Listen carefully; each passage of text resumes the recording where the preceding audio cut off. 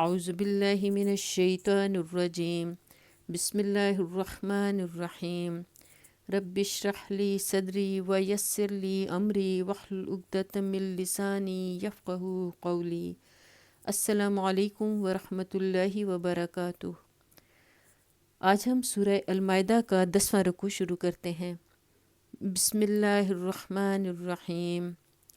یا ایہا الرسول بلغ ما انزل الیک من ربک وَإِن لَّمْ تَفْعَلْ فَمَا بَلَّغْتَ رِسَالَتَهُ وَاللَّهُ يَعْصِمُكَ مِنَ النَّاسِ إِنَّ اللَّهَ لَا يَهْدِي الْقَوْمَ الْكَافِرِينَ۔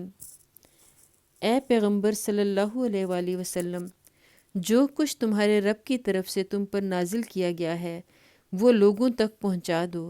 اگر تم نے ایسا نہ کیا تو اس کی پیغمبری کا حق ادا نہ کیا۔ اللہ تم کو لوگوں کے شر سے بچانے والا ہے۔ یقین رکھو کہ وہ کافروں کو تمہارے مقابلے میں کامیابی کی ہرگز راہ نہ دکھائے گا۔ قل یا اہل الکتاب لستم علی شیء حتی تقیموا التوراۃ والانجیل وما انزل الیکم من ربکم۔ صاف کہہ دو کہ اے اہل کتاب، تم ہرگز کسی اصل پر نہیں ہو جب تک کہ تورات اور انجیل اور ان دوسری کتابوں کو قائم نہ کرو جو تمہارے رب کی طرف سے نازل کی گئی ہیں۔ یہاں تورات اور انجیل کو قائم کرنے سے مراد راست بازی کے ساتھ ان کی پیروی کرنا اور انہیں اپنا دستور زندگی بنانا ہے۔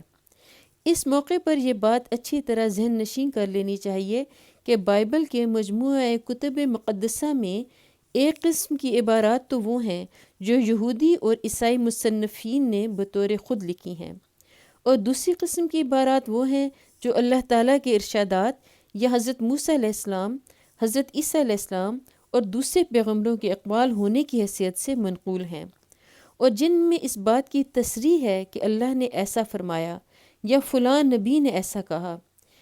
ان میں سے پہلی قسم کی عبارات کو الگ کر کے اگر کوئی شخص صرف دوسری قسم کی عبارات کا اتباع کرے یا تقلید کرے تو بآسانی یہ دیکھ سکتا ہے کہ ان کی تعلیم اور قرآن کی تعلیم میں کوئی نمایاں فرق نہیں ہے۔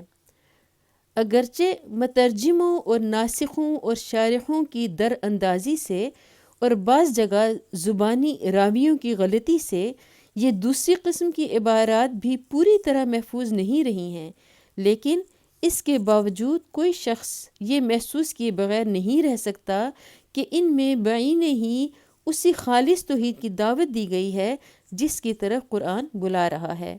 وہی عقائد پیش کیے گئے ہیں جو قرآن پیش کرتا ہے، اور اسی طریقے زندگی کی طرف رہنمائی کی گئی ہے جس کی ہدایت قرآن دیتا ہے۔ بس حقیقت یہ ہے کہ اگر یہودی اور عیسائی اسی تعلیم پر قائم رہتے جو ان کتابوں میں خدا اور پیغمبروں کی طرف سے منقول ہے تو یقیناً نبی صلی اللہ علیہ وآلہ وسلم کی بعثت کے وقت وہ ایک حق پرست اور راست رو گروہ پائے جاتے، اور انہیں قرآن کے اندر وہی روشنی نظر آتی جو پچھلی کتابوں میں پائی جاتی تھی۔ اس صورت میں ان کے لیے نبی صلی اللہ علیہ وآلہ وسلم کی پیروی اختیار کرنے میں تبدیلی مذہب کا سرے سے کوئی سوال ہی پیدا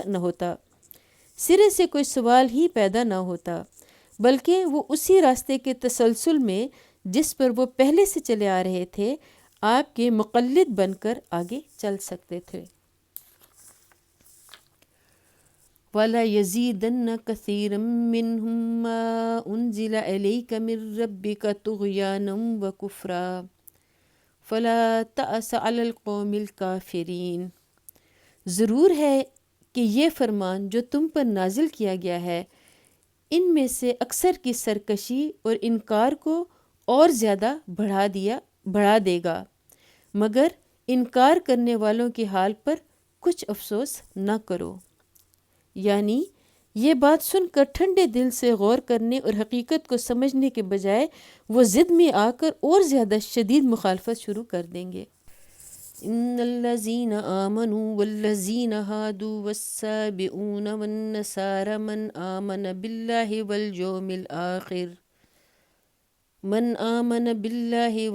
الآخر وعمل صالحا فلا خوف علیہم ولا هم يحزنون۔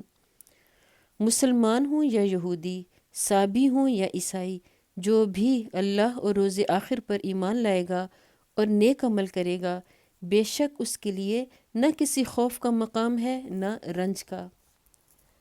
لقد اخذنا میثاق بنی اسرائیل وارسلنا الیہم رسولا كلما جاءهم رسول بما لا تهوى انفسهم فریقا كذبوا وفریقا یقتلون۔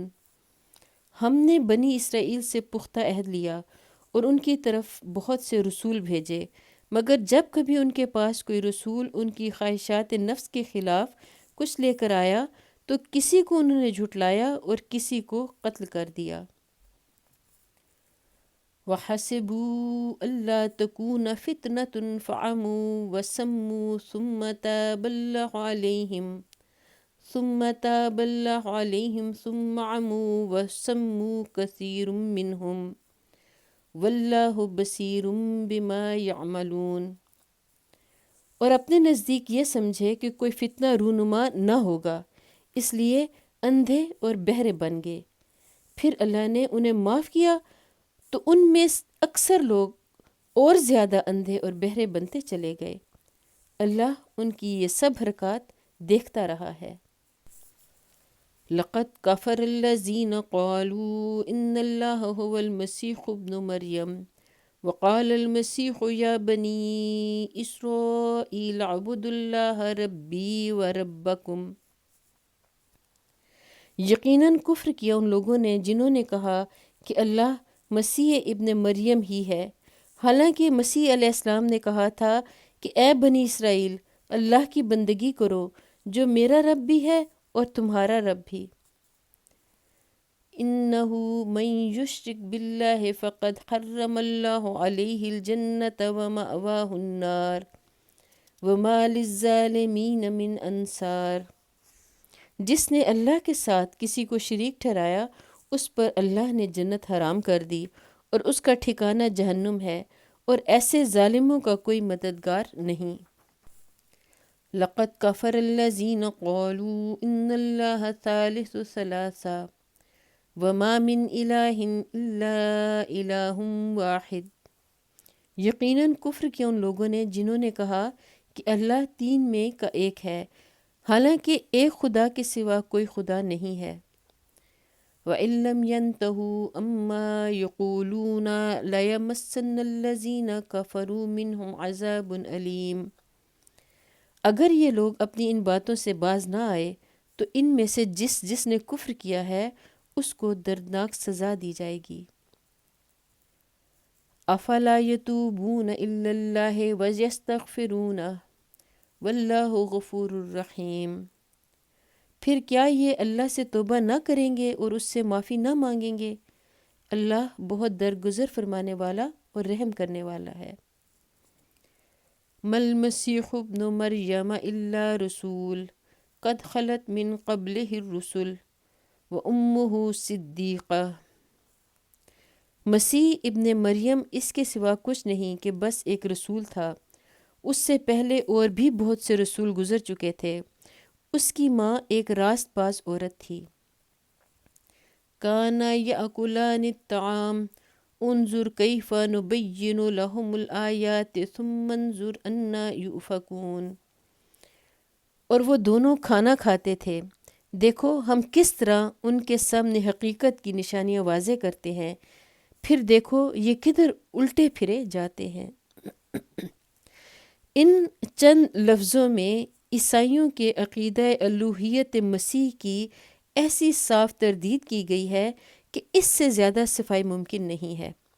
مسیح علیہ السلام کے بارے میں اگر کوئی یہ معلوم کرنا چاہتا ہے کہ فی الحقیقت وہ کیا تھا تو ان علامات سے بالکل غیر مشتبہ طور پر معلوم کر سکتا ہے کہ وہ محض ایک انسان تھا۔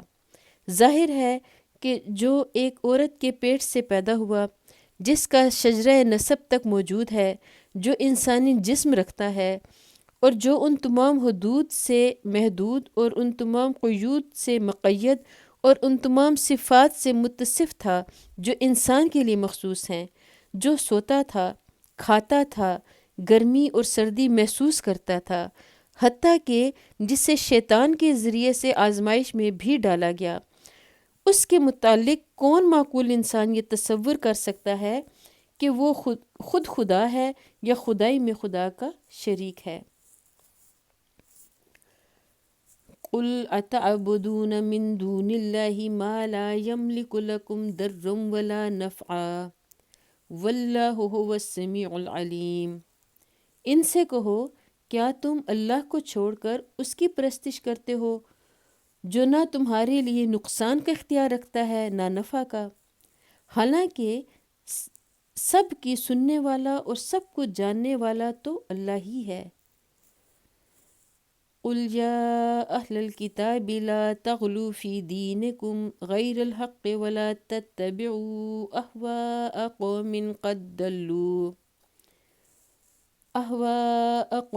قد ضلوا من قبل وأضلوا كثيرا وضلوا عن سواء السبيل۔